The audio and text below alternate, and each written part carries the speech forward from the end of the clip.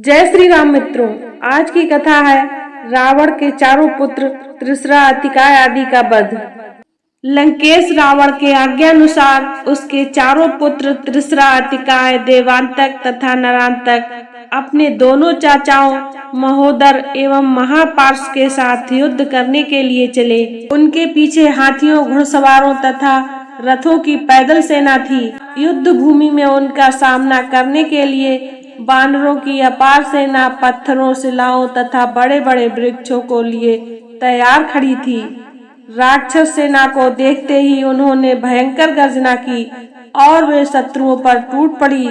बानरों के पत्थरों एवं वृक्षों द्वारा किए जाने वाले आक्रमण के प्रति उत्तर में राक्षस बाणों, लौह मुद्गरों तथा अन्य शस्त्रों से वार करने लगे। इस भयंकर युद्ध के परिणाम स्वरूप थोड़ी ही देर में संपूर्ण रणभूमि रक्त रंजित हो गई। राक्षस सेना नायकों ने इतनी भीषण मार काट मचाई कि चारों ओर बानरों के हताहत शरीर दिखाई देने लगे। राक्षस सैनिकों की भी ऐसी ही दशा थी। उनके घायल शरीर बानरों के शरीर के साथ मिलकर एक विभत्स दृश्य उत्पन्न कर रहे थे। जिनके अस्त्र शस्त्र समाप्त हो जाते थे या नष्ट हो जाते थे, वे परस्पर भिड़कर लात घूंसों का प्रयोग करने लगते। राक्षस बानरों की पूंछ पकड़कर उन्हीं से अन्य बानरों को मारते थे, तो बानर राक्षसों की टांगें पकड़कर उन्हें घुमाते एवं अन्य राक्षसों पर वार करते थे। उस समय दोनों दल के पराक्रमी सैनिक निर्भय होकर शत्रुओं का विनाश करने में जुटे हुए थे।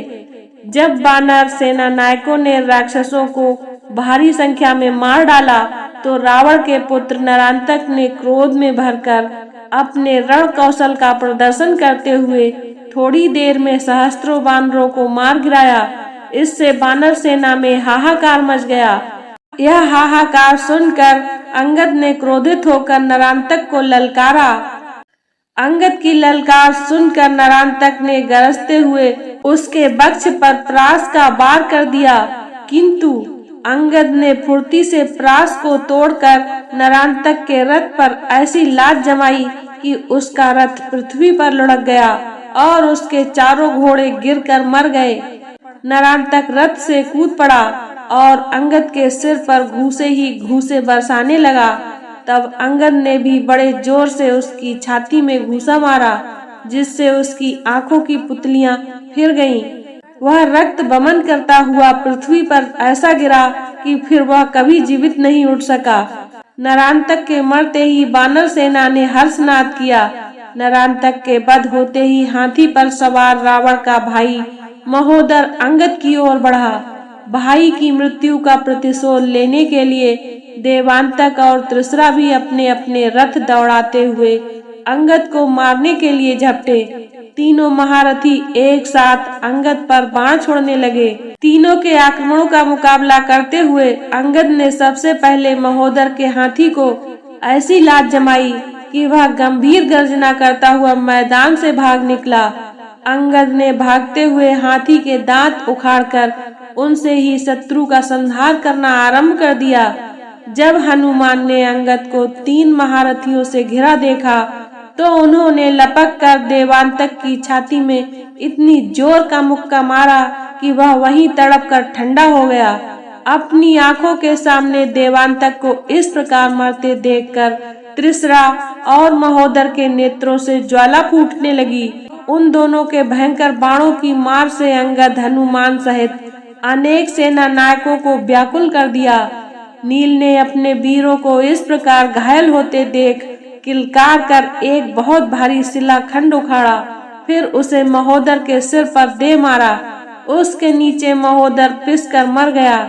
इसके मरने पर त्रिसरा ने बानर सेना पर एक साथ अनेक बाण छोड़े, किंतु इस समय बानर सेना का साहस बढ़ा हुआ था और नरांतक, देवांतक तथा महोदर जैसे सेनापतियों के मारे जाने के कारण राक्षस सेना के पैर उखड़ने लगे थे। अवसर पाकर हनुमान ने कूदकर त्रिसरा का सर धड़ से अलग कर दिया। इस प्रकार 4 महारथियों के मारे जाने पर महापार्श ने क्रोध से उन्मत्त होकर लोहे की भारी गदा से बानरों पर वार करना आरंभ कर दिया। देखते ही देखते बीसियों बानर उसकी क्रोधाग्नि में जलकर स्वाहा हो गए। उस समय उसकी रक्त रंजित गदा प्रलयंकर अग्नि की भांति बानरों को अपना ग्रास बना रही थी। इस पर ऋषभ नामक तेजस्वी बानर योद्धा ने क्रुद्ध होकर महापार्श को बड़ी जोर से लात मारी। उस आघात को न सह सकने के कारण महापार्श पृथ्वी पर गिर पड़ा।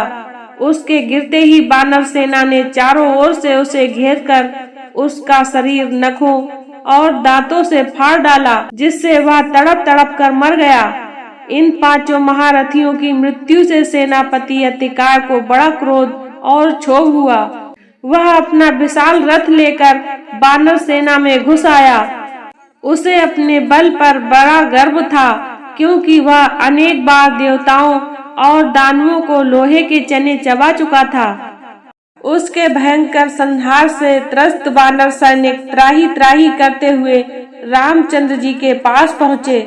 उसके विराट रूप और अद्भुत रण कौशल को देखकर उन्होंने विभीषण से पूछा, हे विभीषण, यह पर्वताकार अद्भुत वीर सेनानी कौन है जो बानर सेना का प्रलयंकर विनाश कर रहा है? विभीषण ने बताया, यह रावण का पुत्र अतिकाय है। मंदोदरी इसकी माता है। साहस और पराक्रम में यह रावण से भी किसी भी प्रकार में कम नहीं है। इसने अपनी तपस्या के बल पर दिव्य कवच तथा रथ प्राप्त किए हैं। सहस्त्रों बार इसने देवताओं और दानवों को परास्त किया है। इसलिए आप इसे मारने का शीघ्र ही उपाय करें, अन्यथा यह हमारी संपूर्ण सेना का विनाश कर देगा। इतने में बानर सेना में अभूतपूर्व मार काट मचाता हुआ अतिकाय रामचंद्र जी के पास अपना रथ दौड़ाता हुआ आ पहुंचा और उनसे क्रोध तथा गर्व पूर्वक बोला, हे तुच्छ मनुष्यों, तुम दोनों भाई मेरे हाथों से क्यों इन बेचारे बानरों का नाश कराते हो? इन्हें मारने में न तो मेरा पराक्रम है और न मेरी कीर्ति ही है। इसलिए मैं तुमसे कहता हूँ कि यदि तुम में युद्ध करने की क्षमता और साहस हो तो मेरे साथ युद्ध करो, अन्यथा लौट जाओ और बानर सेना से युद्ध बंद करने के लिए कह दो। अतिकाय के दर्प भरे इन वचनों को सुनकर लक्ष्मण बोले, अरे राक्षस, तू बढ़ चढ़ कर जितनी बातें बना रहा है उतना वीर तो तू दिखाई नहीं देता। तेरा सिर तेरे धड़ से मैं उसी प्रकार अलग कर दूंगा जिस प्रकार आंधी पके हुए ताड़ के फल को गिरा देती है। संभाल अपने अस्त्र शस्त्र और देख मेरे बाण तेरे वक्ष का कैसे रक्तपान करते हैं। लक्ष्मण के ये कठोर वचन सुनकर अतिकाय ने क्रुद्ध होकर एक जलता हुआ बाण उन पर छोड़ा। लक्ष्मण ने उस सर्पाकार बाण को अपने अर्धचंद्राकार बाण से काटकर दूसरा अग्नि बाण उसके मस्तक को लक्ष्य करके छोड़ा, जो सीधा उसके मस्तक में घुस गया, जिससे रक्त का फौहारा छूट निकला। एक बार तो वह थर्रा गया, किंतु शीघ्र ही संभल कर वह फिर से आक्रमण करने लगा। दोनों ही वीर अपनी अपनी रक्षा करते हुए अद्भुत रण कौशल का परिचय देने लगे। अतिकाय बार बार सिंह गर्जना करके लक्ष्मण को आतंकित करना चाहता था, किंतु इस गर्जना पर उसका कोई प्रभाव नहीं पड़ रहा था। जितना ही वह अधिक जोर से गरजता, उतने ही अधिक कौशल और स्फूर्ति से लक्ष्मण बाणों की वर्षा करते। जब अतिकाय हस्त लाघव होता दिखाई दिया तो लक्ष्मण ने क्रुद्ध होकर उस पर ब्रह्म शक्ति छोड़ी। अतिकाय ने उसे प्रत्याक्रमण करके रोकने का निष्फल प्रयास किया। उस ब्रह्म शक्ति ने अतिकाय का सिर काट कर उड़ा दिया। उसके मरते ही राक्षस सेना निराश होकर मैदान छोड़ गई। आज की कथा को यहीं विराम देते हैं। इससे आगे की कथा है माया सीता का वध। देखना ना भूलें। इसी प्रकार की ज्ञानवर्धक कथा कहानियों को सुनने के लिए हमारे चैनल को लाइक, शेयर एंड सब्सक्राइब करें। जय श्री राम।